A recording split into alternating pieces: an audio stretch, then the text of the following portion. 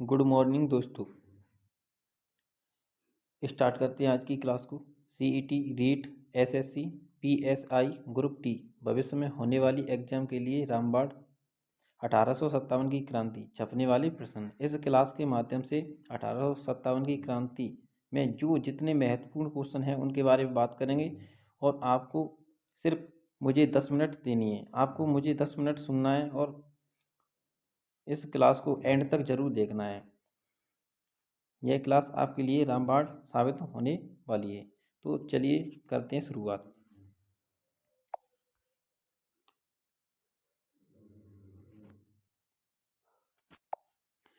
अठारह की क्रांति के कारण, तो 1857 की क्रांति होने के क्या क्या कारण थे? इसके दो मुख्य कारण थे। कारण था राजस्थान में संधियां और दूसरा कारण था तत्कालीन कारण। तो राजस्थान में संधियां, सहायक संधि 1803 में हुई थी, अधीनस्थ संधि 1817 में और हड़प नीति या गोद निषेध संधि, हड़प नीति या गोद निषेध नीति।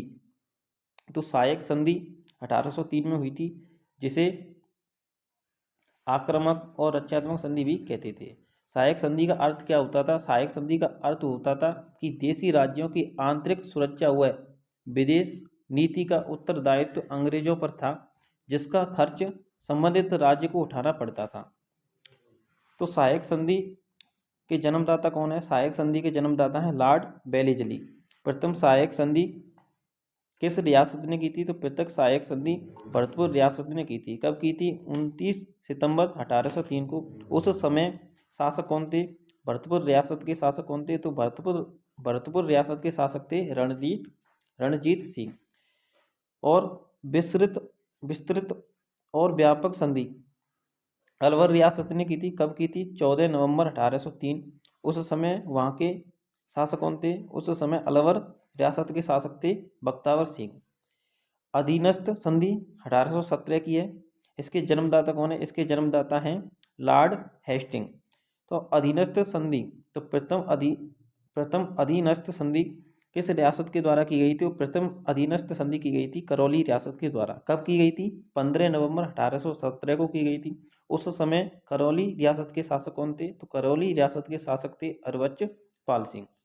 अधीनस्थ संधि अंतिम बार किस रियासत के द्वारा की गई थी? तो यह की गई थी सिरोही रियासत के द्वारा। कब की गई थी? 11 सितंबर 1830 में की गई थी। उस समय सिरोही के शासक कौन थे? उस समय सिरोही के शासक थे शिव सिंह। विस्तृत व व्यापक अधीनस्थ संधि किस रियासत के द्वारा की गई? तो यह की गई थी कोटा रियासत के द्वारा। कब की गई थी? 26 दिसंबर 1817 को की गई थी। उस समय वहाँ के शासक कौन थे? उस समय वहाँ के शासक थे उम्मेद सिंह। कौन थे? उम्मेद सिंह थे। हड़प नीति या गोद निषेध नीति या इसे ही डॉक्ट्रिन ऑफ लैप्स नीति भी कहते हैं। तो हड़प नीति या गोद निषेध नीति के जन्मदाता कौन थे? तो इसके जन्मदाता थे लॉर्ड डलहौजी। तो राजस्थान में हड़पा गया प्रथम क्षेत्र कौन सा है? तो राजस्थान में हड़पा गया प्रथम क्षेत्र है ब्यावर। और राजस्थान में हड़पी गई प्रथम रियासत कौन सी है? तो राजस्थान में हड़पी गई प्रथम रियासत है उदयपुर। अधीनस्थ संधि 1817 में हुई थी। उस समय आपको कुछ रियासत के शासकों को याद करना है और इसमें से एग्जाम में एक क्वेश्चन छपने वाला है। जैसे करौली रियासत के शासक कौन थे? उस समय करौली रियासत के शासक थे हरबख्श सिंह। सिरोही के शिव सिंह, कोटा के महाराव उम्मेद सिंह थे और जयपुर रियासत के सवाई जगत सिंह, जयपुर रियासत के सवाई जगत सिंह सेकंड, बूंदी रियासत के महाराव बिशन सिंह हाड़ा और उदयपुर रियासत के महाराणा भीम सिंह। जोधपुर रियासत या मारवाड़ रियासत के महाराजा मान सिंह राठौर और बांसवाड़ा रियासत के थे उम्मेद सिंह। 1857 की क्रांति का दूसरा कारण क्या था? दूसरा कारण था तत्कालीन कारण। जैसे इसमें सबसे पहले यह सबसे महत्वपूर्ण कारक था। तत्कालीन कारण 1857 की क्रांति का सबसे महत्वपूर्ण कारण था। इस कारण में लॉर्ड कैनिंग ने ब्राउन बेस राइफल की जगह एनफील्ड राइफल की शुरुआत की। इस राइफल में कारतूस को लगाने से पहले दांत से चर्बी का खोल उतारना पड़ता था। यह चर्बी वाला खोल गाय और सूअर की चर्बी से बना था। इससे हिंदू व मुसलमान दोनों भड़क गए और 1857 की क्रांति प्रारंभ हो गई। 1857 की क्रांति प्रारंभ हो गई। तो 1857 की क्रांति का प्रारंभ होने का कारण, तत्कालीन कारण सबसे महत्वपूर्ण कारक था, क्योंकि इसमें हिंदू और मुसलमान दोनों भड़क गए थे। और इसमें भड़क गए थे, किस कारण भड़के थे? इसमें कास्तूल पर चर्बी वाला खोल लगाया गया था। वह चर्बी किसकी थी? वह चर्बी गाय और सूअर की थी। 1857 की क्रांति की शुरुआत। तो 1857 की क्रांति की शुरुआत कब हुई थी? तो 1857 की क्रांति की शुरुआत किसके द्वारा की गई थी? और 1857 की क्रांति की शुरुआत किस छावनी के द्वारा शुरुआत की गई थी? तो 1857 की क्रांति की शुरुआत 29 मार्च 1857 को बैरकपुर छावनी के 34वीं रेजिमेंट के सिपाही मंगल पांडे ने चर्बी लगे कारतूसों का प्रयोग करने से मना कर दिया और अपने अधिकारी लेफ्टिनेंट बाग व यूसन की हत्या कर दी। और 8 अप्रैल 1857 को मंगल पांडे को क्या हो गई? फांसी हो गई। 10 मई 1857 को मेरठ की पैदल टुकड़ी इन्फेंट्री क्रांति की शुरुआत की।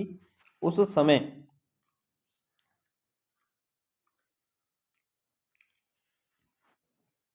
10 मई 1857 को मेरठ की पैदल टुकड़ी 20वीं नेटिव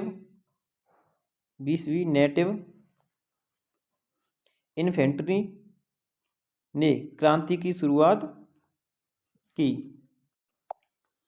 1857 की क्रांति के समय इंग्लैंड का पीएम कौन था? तो इंग्लैंड का पीएम था पामस्टैन। कौन था? पामस्टैन। 1857 की क्रांति के समय ईस्ट इंडिया कंपनी का मुख्य सेनापति कौन था? तो मुख्य सेनापति जॉर्ज एनिसन। 1857 की क्रांति के प्रारंभ के बाद नियुक्त सेनापति कौन था? तो नियुक्त सेनापति था कॉलिन कैंपबेल। 1857 की क्रांति के समय भारत का गवर्नर जनरल कौन था? तो गवर्नर जनरल था लॉर्ड कैनिंग। 1857 की क्रांति की तिथि क्या तय की गई थी? तो यह तय की गई थी 31 मई। क्या तय की गई थी? 31 मई तय की गई थी। 1857 की क्रांति का प्रतीक चिन्ह। तो 1857 की क्रांति का प्रतीक चिन्ह क्या था? 1857 की क्रांति का प्रतीक चिन्ह था कमल का फूल और रोटी या चपाती। तो 1857 की क्रांति का प्रमुख केंद्र क्या था? 1857 की क्रांति का प्रमुख केंद्र था अजमेर। 1857 की क्रांति के समय अंग्रेजों का शस्त्रागार अजमेर को बनाया गया था। और 1857 की क्रांति की शुरुआत 28 मई 1857 को हुई थी। किस स्थान से? नसीराबाद छावनी से। नसीराबाद छावनी कहाँ पर है? नसीराबाद छावनी है अजमेर में। किस दिन से? गुरुवार के दिन हुई थी। किस समय? 2:50 से 3 बजे के बीच दोपहर 15वीं नेटिव इन्फेंट्री के सैनिक बख्तावर सिंह के द्वारा की गई थी। 1857 की क्रांति के समय राजस्थान का प्रथम एजीजी कौन था? तो राजस्थान का प्रथम एजीजी मिस्टर लॉकेट। और 1857 की क्रांति के समय एजीजी कौन था? तो पैट्रिक लॉरेंस। एजीजी के अधीन पीए पोर्टिकल एजेंट आते थे। तो कुछ रियासत के पोर्टिकल एजेंट आपको याद करना जरूरी है। यह यहाँ से एग्जाम में एक क्वेश्चन 100% छपता है कि इसमें पूछा जाता है कि किस रियासत का 40 पीए कौन है? किस रियासत का पीए कौन है? तो जयपुर रियासत का पीए कौन हो जाएगा? तो जयपुर रियासत का पीए हो जाएगा मेजर ईडन। क्या हो जाएगा? मेजर ईडन। यहाँ पर गलत टाइप हो गया है। क्या हो जाएगा? Major Eden. भरतपुर रियासत का मॉरिसन। मेवाड़ रियासत का या उदयपुर रियासत का पीए कौन था? तो उदयपुर रियासत या मेवाड़ रियासत का पीए था मेजर सावर्स। कोटा रियासत का मेजर बर्टन। कोट में क्या लगाते हैं? बटन लगाते हैं। तो यह आपको आसानी से याद हो जाएगा। और मारवाड़ या जोधपुर रियासत का कौन था? मेघमूसन। क्या था? मेघमूसन। और सिरोही रियासत का पीए या पोर्टिकल एजेंट कौन था? तो जेडी हॉल। ये आपको अच्छी प्रकार से याद करने हैं। इसमें से एग्जाम में एक क्वेश्चन यहाँ से छपने वाला है। राजस्थान में सैनिक छावनियाँ, तो राजस्थान में कितनी सैनिक छावनियाँ थीं? तो राजस्थान में कुल 6 सैनिक छावनियाँ थीं। कौन कौन सी? नसीराबाद छावनी, नीमच छावनी, देवली छावनी, खैरवाड़ा छावनी, एरनपुरा छावनी और ब्यावर छावनी। कौन कौन सी? 6 छावनी थी। खैरवाड़ा और ब्यावर, इन दो छावनियों में, खैरवाड़ा और ब्यावर, इन दो छावनियों में कोई विद्रोह नहीं हुआ था, कोई विद्रोह नहीं हुआ था। तो इनमें से सबसे मोस्ट है नसीराबाद छावनी, एरनपुरा छावनी और नीमच छावनी। तो बात करने वाले नसीराबाद छावनी के बारे में। आपको सिर्फ ध्यान से सुनना है और कुछ नहीं करना है। जैसे नसीराबाद छावनी, तो नसीराबाद छावनी कहाँ स्थित थी? तो नसीराबाद छावनी स्थित थी अजमेर में। अजमेर में ब्रिटिश सत्ता का प्रमुख केंद्र था। नसीराबाद छावनी अजमेर में ब्रिटिश सत्ता का प्रमुख केंद्र था। यहाँ भारी मात्रा में गोला बारूद, सरकारी खजाना व संपत्ति थी। नसीराबाद छावनी में जॉर्ज पैट्रिक लॉरेंस ने इसी डर की वजह से 15वीं बंगाल नेटिव इन्फेंट्री को नसीराबाद भेज दिया कि कहीं ये यहाँ क्रांति ना कर दे। तो नसीराबाद छावनी में शुरुआत यहाँ विद्रोह कब हुआ था? तो 28 मई 1857 को। कब? 28 मई 1857 को विद्रोह हुआ था। कब हुआ था? 28 मई 1857 को विद्रोह हुआ था। इसका नेतृत्व किसने किया था? तो नसीराबाद छावनी का नेतृत्व किया था बख्तावर सिंह ने। किसने? बख्तावर सिंह ने किया था, जो 15वीं नेटिव इन्फेंट्री के सैनिक थे। नसीराबाद छावनी में अंग्रेज अधिकारी मेजर स्पोर्टिसवुड व कर्नल न्यूबरी की सैनिकों ने हत्या कर दी और क्रांतिकारी दिल्ली की ओर रवाना हुए। अब हम बात करते हैं नीमच छावनी। तो नीमच छावनी कहाँ स्थित थी? नीमच छावनी स्थित थी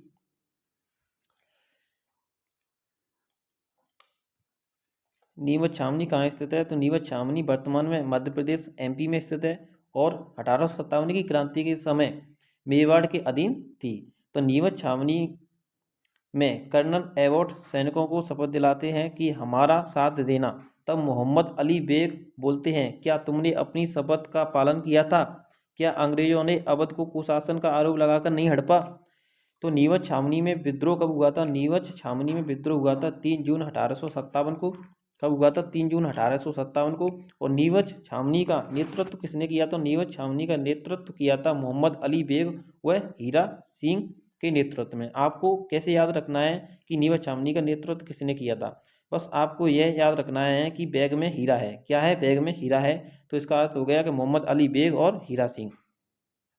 नीमच छावनी में 40 अंग्रेज अधिकारी व उनका परिवार क्रांतिकारियों से बचने के लिए डूंगला गांव पहुंचते हैं। नीमच छावनी के दौरान 40 अंग्रेज अधिकारी व उनका परिवार क्रांतिकारियों से बचने के लिए डूंगला गांव पहुंचते हैं, जहां रूगाराम नामक एक किसान ने इन्हें शरण देता है, या किसान ने शरण दी। नीमच छावनी मेवाड़ का पीए सावर्स नीमच छावनी के दौरान मेवाड़ का पीए सावर्स मेवाड़ी सेना की सहायता से इन्हें सुरक्षित उदयपुर पहुंचाता है। मेवाड़ के महाराणा स्वरूप सिंह ने इन्हें पिचोला झील में बने जगमंदिर महल में शरण दी थी। तो आपके लिए सीधा एग्जाम में छपने वाला एक क्वेश्चन है कि राजस्थान का प्रथम शासक जिसने 1857 की क्रांति में अंग्रेजों का सहयोग दिया था, तो उस शासक का नाम क्या है? तो उस शासक का नाम हो जाएगा मेवाड़ का महाराणा स्वरूप सिंह।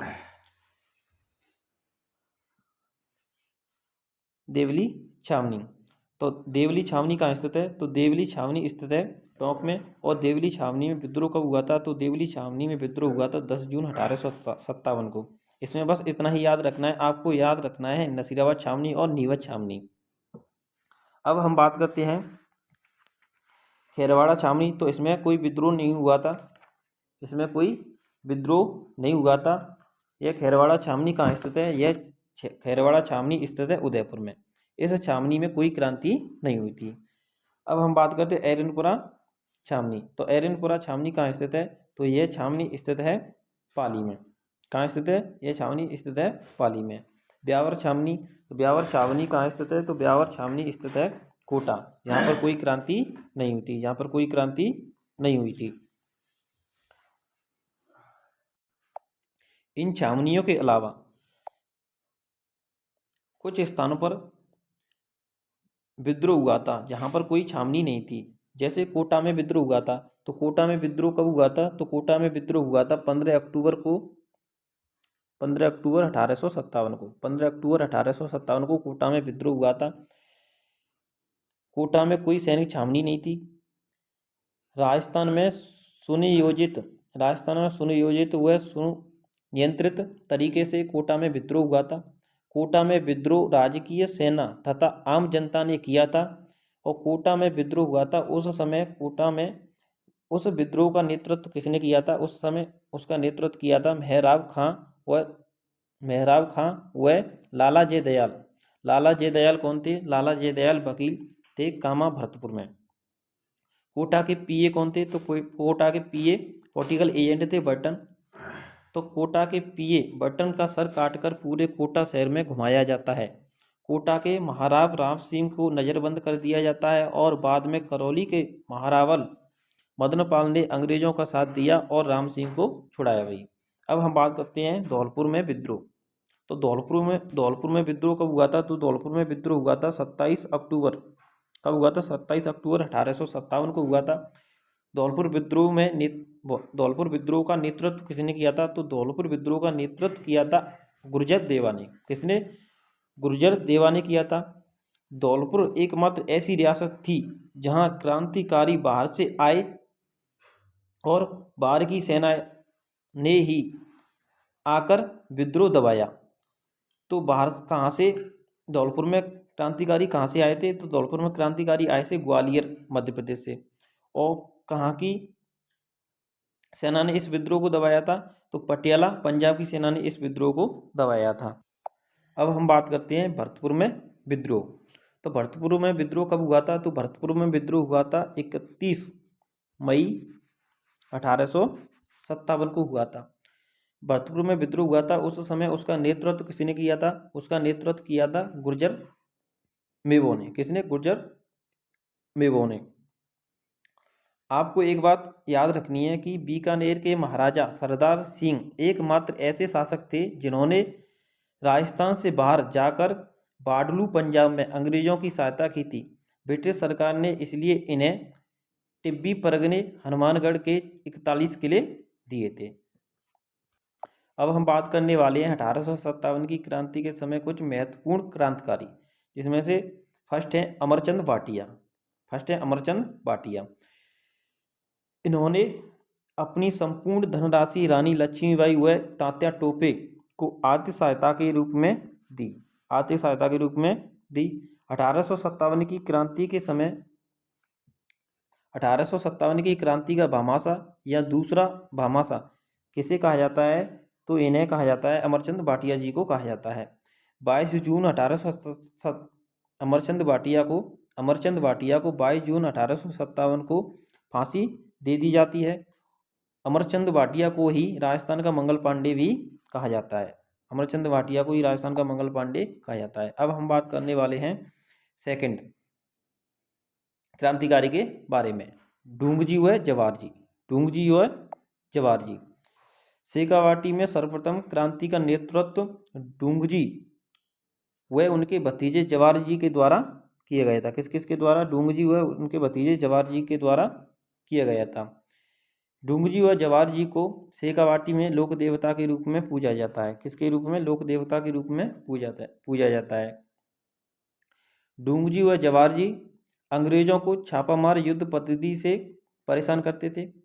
जब अंग्रेजों ने ढूंगजी को आगरा के किले में कैद कर लिया तो जवार जी ने इन्हें लोट सिंह जाट और करणी मीणा के साथ मिलकर छुड़वाया। इस प्रकार हमने आपके साथ कुछ क्रांतिकारी 1857 की क्रांति के बारे में कुछ मोस्ट इम्पोर्टेंट बात की। आपकी होने वाली एग्जाम में पेपर को बेहतर तरीके से करना। तरफ से आप सभी को बेस्ट ऑफ लक।